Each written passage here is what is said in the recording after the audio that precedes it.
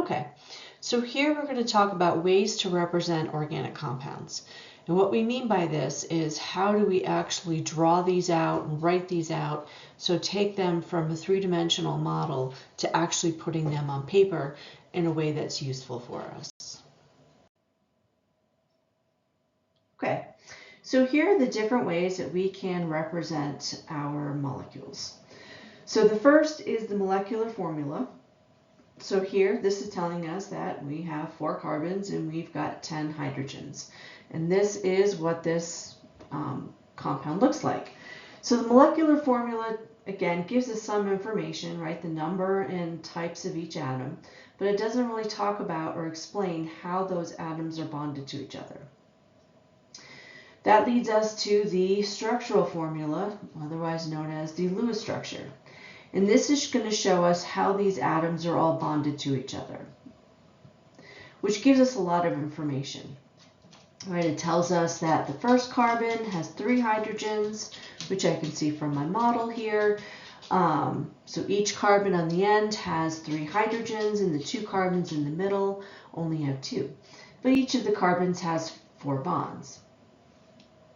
I'm going to tell you, when we start to deal with very large organic compounds, this is a bit of a nightmare. You do not want to be drawing out all of the bonds and all of the hydrogens. It gets to be a lot.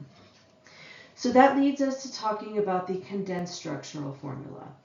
We're not going to show the bonds. We're not going to show any of the lone pairs, but what we are going to show is the number of each atom and how many are bonded to each. So if I take a look at my first carbon has 3 hydrogens. So I'm going to write out my first carbon, and then I'm going to write out the 3 hydrogens that are bonded to it. Next, I am terrible at drawing. Okay, so next I have my next carbon, and that one is bonded to my first carbon, and it only has 2 hydrogens, so I'm going to write CH2. My next carbon looks very similar, again, bonded to that neighboring carbon, and again only has 2 hydrogens, so I'm going to write CH2. And then my very last one, again, has those 3 hydrogens. It's bonded to the carbon next to it, so CH3.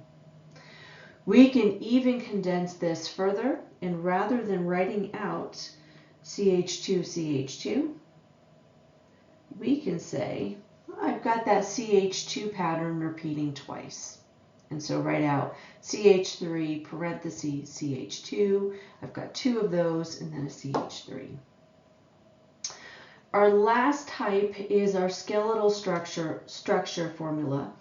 And what this does is this takes out all of the atoms, and it just gives us the overall shape of what this looks like.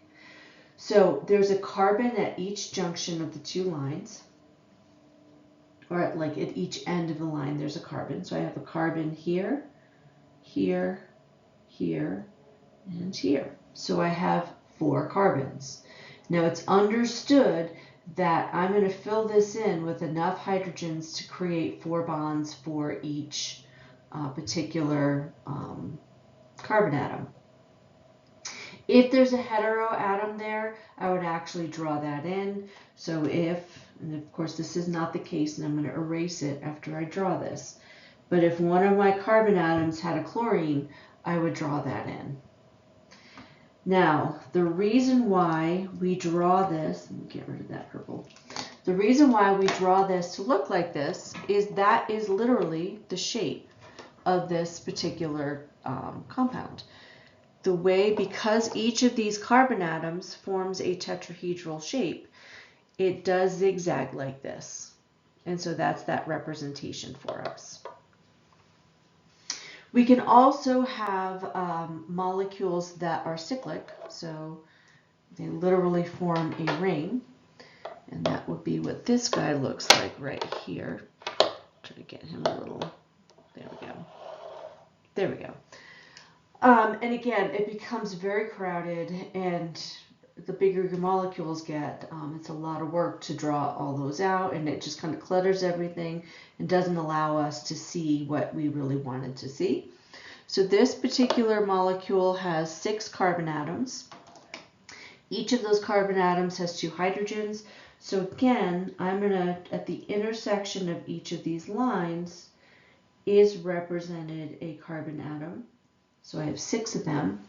And then again, I'm going to assume, and if I were to draw this out, fill in the rest with hydrogens to form 4 bonds on each carbon.